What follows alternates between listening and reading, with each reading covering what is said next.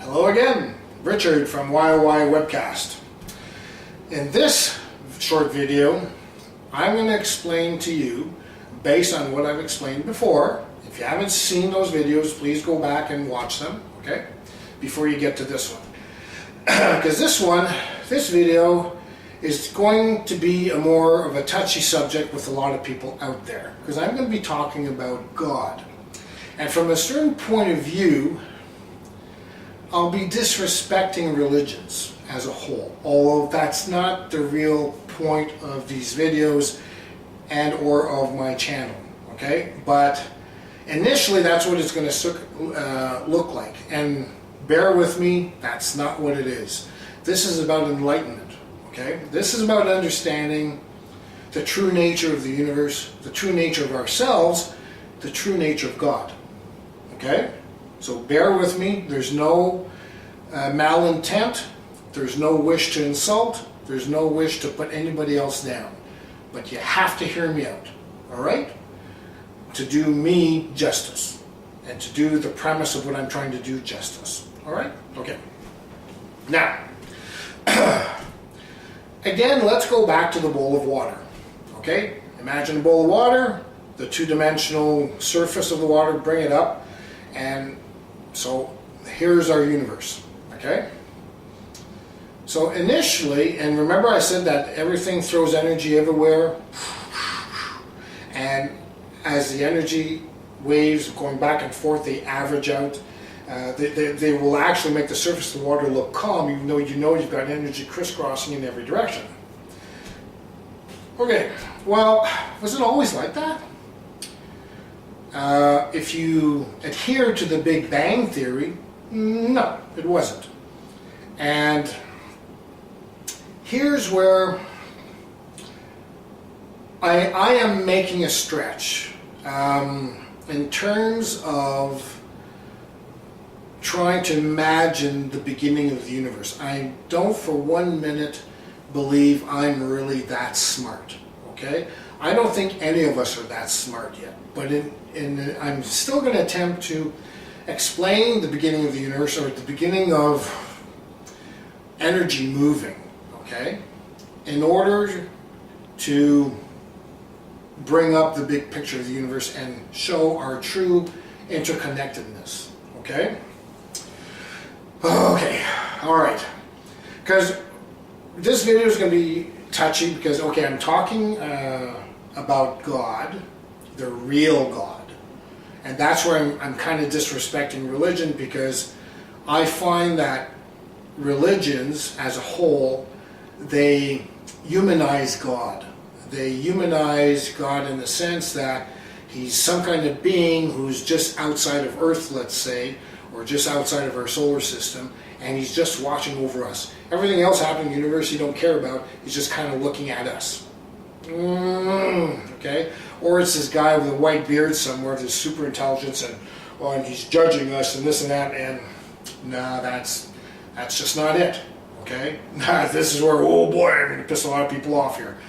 Hear me out. All I ask is that you hear me out, and not just this video, all of my videos put together, this series, and look at the concept of what it is I'm trying to say, what I'm trying to present to you, before you pass judgment on me. Okay? That's all I'm asking. All right. The bowl of water. So imagine at one point in time, nothing exists. So the surface of the water not only looks calm, it is calm. There's nothing happening. Okay? Imagine the universe as a mind. The universe in its entirety, think of it as one single brain. The universe has a thought. The first thought is, okay? The first thought is that of self-awareness. So, wave goes out, touches the edge of its confines or whatever, comes back to the center, to the source, okay? Now the universe has just seen and felt itself in every direction. Now it's self-aware of itself and in its entirety. Self-awareness. Okay, there's all this stuff I'm made of. Wow, where do I go from now? So imagine billions of years ago, okay? Now, oh, and something else I'm going to do in this video, I'm going to throw theories, if you will, about time. Okay, not really theories, I can kind of prove it, but again, you're going to have to bear with me. Anyways, so right now they're saying that the universe as we know it, they're giving it a time span of 14 billion years, more or less. Okay, so let's assume that's true for now. I'm not saying I know it's true. Scientists are saying that. So let's just take that for now. 14 billion years ago, there's that initial wave of energy. The universe decides to try and create stuff. As it thinks, okay, as it happens in our mind, okay, I'm going to use us as an example, as a premise, okay?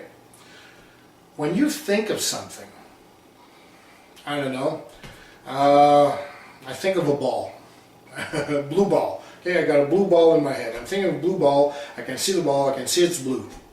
Okay? Oh, I want to make it out of glass, it's kind of like a marble, it's a little bit shiny. Okay? Well, this blue marble actually does exist in my mind, in my imagination.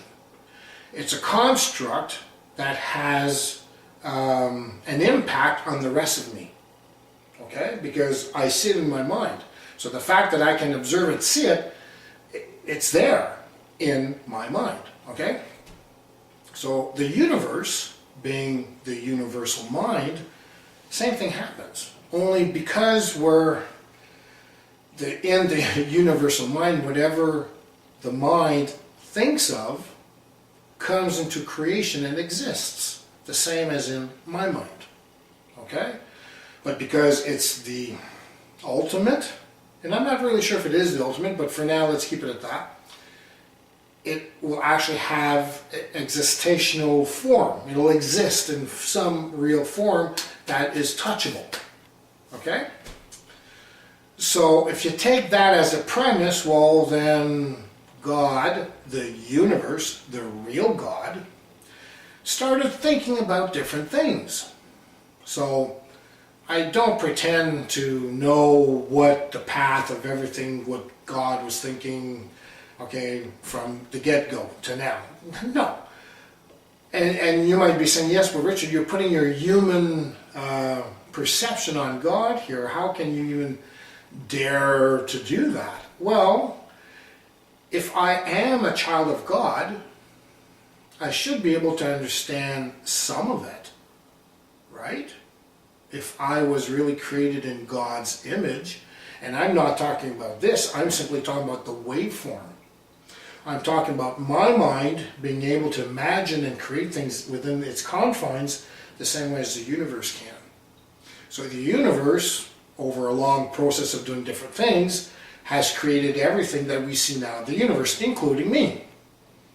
So I, in a very real way, I am God thinking. So the wave energy that creates my body was actually created by God.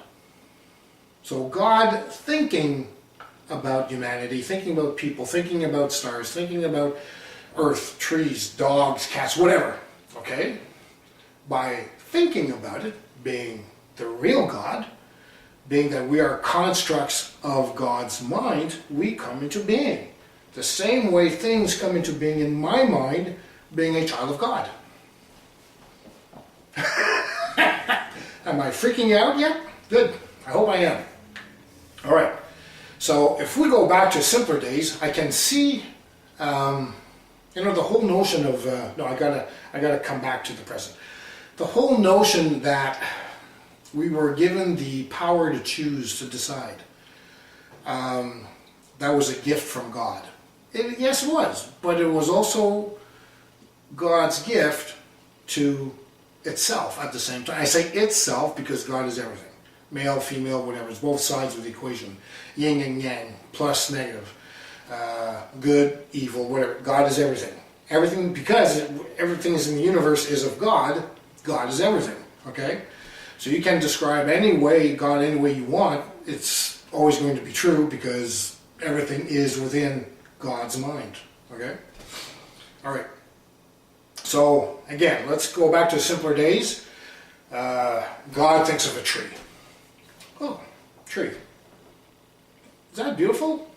I don't know. What do you think? Oh, there's nobody there. How about I create beings that are capable of independent thought? Sorry, I had to answer the door, so there'll be a splice in this video for that.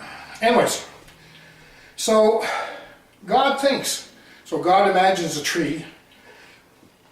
Is that beautiful? I don't know. What do you think? Oh, that's where he gets the idea of creating entities, okay, within the confines of his mind with independent thought. So that through our experiences, God can have an objective viewpoint of himself, okay? And God being God, the universe, can think up of anything and everything. He has, or it, by childhood habit I say he, you know, God being male. Apologize for that. I'll say it, okay? God is both male and female in my view. He's everything, okay? See, I did it again. Anyway, you get my point. So, God creates us, and all of us, okay? Because God has the capacity of, well, like you. Say you're a lawyer, okay? No, maybe that's a bad example. People don't like lawyers. But you're thinking about something. Let's keep this simple. Okay, I know you're decorating your living room and you're thinking about putting a picture on the wall, okay? And now you're contemplating what would look best on your wall with the color you have, the sofa you have, the decor you now have. What would be a match not only for the decor you have, but for you, your personality and whatnot.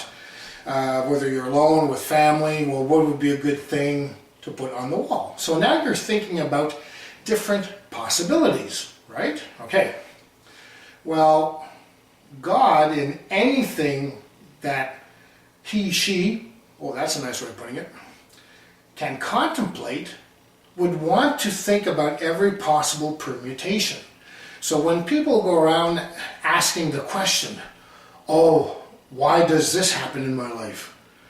Does God not care? No, he doesn't. Well, I say he again, I'm sorry. The he, she does and doesn't at the same time. From the universal point of view, thinking about a subject, any subject, God wants to think of that subject from every possible angle. So let's take something a little bit on the negative side. War, okay? Killing. So God may say, so killing, well, God may want to say, well, what is killing about when an entity is defending against another entity? So we will look at the perspective from the person being killed, from the perspective of the person doing the killing, from the perspective of, say, the parents of the person who was killed, the brother, the sister of the person who was killed, the child of the person who was killed, and then the same thing from the perspective of the killer, their parents, uncles, wives, children, whatever. So all of the people and the things around that situation of that soldier having killed that soldier, now the universe can contemplate death by killing from every possible permutation, okay? And if you expand on that, well, you can take it from the perspective of the megamaniac who ordered the killing, and how, the whole idea of war, if we go back in the Hitler days and all that, how can this guy actually think that this is okay? So you're having all these different points of view, and it is simply God's will, God's wish, to experience every perspective, because God is thinking about all these things. And we are God thinking in action. In my life, I'll be exercising one of God's perspectives on not just one issue, a number of issues, right? Through you, each of you out there, God is exercising perspective through your existence. Now, so in other words, you're given independent thought, you're given freedom of thought, freedom of choice, but through that, the choices you make, how you contemplate about things, it gives God perspective on anything and everything God ever dared to think about or will think about or is thinking about right now. Okay? So in effect, you're teaching God. But you're doing it because God wanted it to happen. It's not because you're, I'm teaching God. No, get over yourself. But it is a two-way street. At the same time, the knowledge that God gains, or the perspective that God gains from all of our existences, you can tap into that and gain wisdom for yourself. It can go the other way too. And how it goes from you to there to there to you is all about frequencies and what you're in tune with. Oh gee, there's our interconnectivity starting to show now, okay? Remember, anything you think of, anything you experience, anything you live throws off an energy wave. This energy wave will, at one point in time, touch every other point of time in the entirety of the universe. Because you are in God's mind. Then this wave energy you're throwing out will come back to you. Now, here's the thing. Okay, this is where our interconnectivity comes in. If you go back to my example when I'm explaining about gravity, okay, and saying how most stuff goes right through, depending on the frequency, what you're tuned to, okay, this is where you start to connect the dots now if you've got half a head on your shoulders, okay, depending on what your tuning is, what your frequency is at. What comes at you from everywhere might just go straight through, or it might be absorbed by you. Okay? So it's not just your body, but it's also your mind, but also your soul, your intellect. Everything works the same way. The universe is simple, conceptually speaking. It becomes complicated or detailed in how the simplicity can exalt itself in different ways. Okay? If I can do a ground level example, think of an Excel spreadsheet. Now, way back when, I was a dispatcher, and we were in a scenario where we didn't really have a software that would help us do our dispatching task. Okay? Now, I won't go into the gory details of what it is I actually built. Safe it to say that I had about 20 different sheets with different kinds of information, and the front sheet of paper was the interface that looked up the information on all the other pages, okay? And so the primary sheet here, the first one, had using one of its commands called a vertical lookup, okay? So just by using one function, and I mean, if any one of you out there who work in Excel, you know there's a lot of functions in Excel, there's a lot of stuff you can do. Pretty friggin' amazing. But by just using the one function, vertical lookup, on my interface I could type a number, have the vertical lookup command say, hey, go look at sheet number 3 and see if that value is equal to anything here, and if it is, put it here. Okay? So just by using one function, okay, I was able to pull up from 20 different sheets, tables, if you will, because this, what I had actually inadvertently built here was a relational database, and I didn't even realize it, just by working things out, okay? No schooling or anything, I just reasoned it out. So I've got 20 sheets, bunch of information. My interface looks up different sheets, brings up the information to my main page, and now I'm able to use this as a dispatch system. one function called vertical lookup. By the time everything's said and done, my system was pretty complex, but based on one simple function being repeated in different ways, looking up different information, but always with the same basic premise, the same basic functioning. Well, the universe is the same way. Okay? Think of it as an Excel spreadsheet using one function, waveform, okay? But the detailing of it, it's like equal, like if I do use the spreadsheet as an analogy, there we go, see now I can speak. It has 1,000,000 pages. The interface has 1 billion pages, okay? But it's the one same basic function that is repeated and called upon 1 billion times. Okay, so the details is complicated, but the premise is very simple.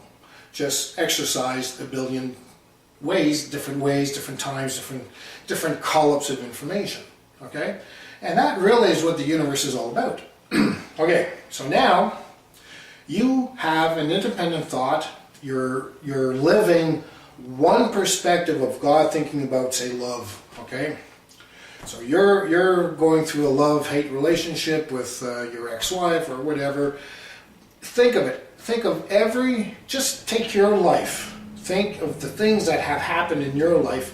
What if different events, if different things had happened? Okay? Well, other people's lives, the same similar thing might happen, but a different choice was made or a different event happened. Thus, giving a different nuance to the perspective that God is examining. Okay?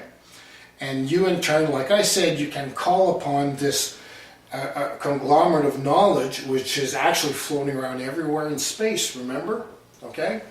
So you as an object here now, if you're in tune to the right information that you need at one time and that wave actually comes through, poof, instead of going straight through you, it might impact you, it might affect you.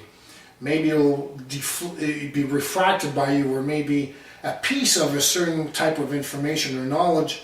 You don't need the whole thing, you only need a certain part of it. So that wave energy that hit you, it affects you somewhat. Some of it becomes part of you, then the rest of it keeps going on to the universe and is absorbed or refracted or reflected somewhere else. But one way or another, anything that's thrown out will come back, but it might interact with other things and other people along the way as it goes out and as it comes back. And that is what kind of explains how the metronomes, right? They start off all crooked, but they eventually come boom, boom. They become in sync. They become in tune with one another. Now they can feel each other, feel each other's vibrations, and actually walk together in accordance, in tune, in harmony. Okay?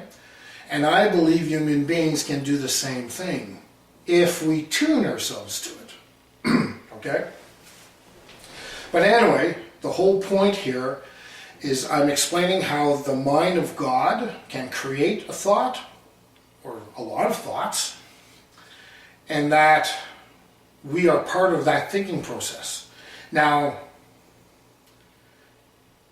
how our consciousness makes us unique, not really a good word to use, but how I'm Richard, I'm here, okay?